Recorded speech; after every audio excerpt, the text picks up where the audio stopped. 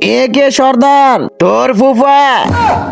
আরে আমি জানি না এত বড় ভয়ানক মানুষ কোথায় থেকে এসেছে। উম, উম। আরে তোমরা কারা? আরে এটা কোন জায়গা?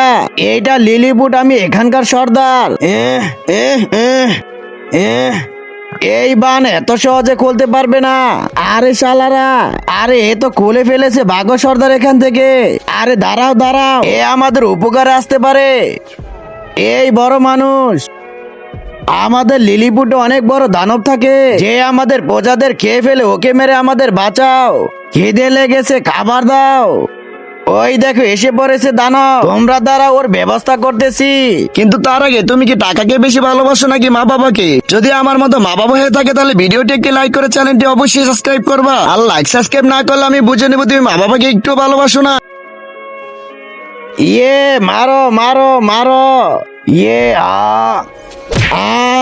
বড় দানব মরে গেছে। ইয়ে, আরে শালা এটা কি হয়ে গেল?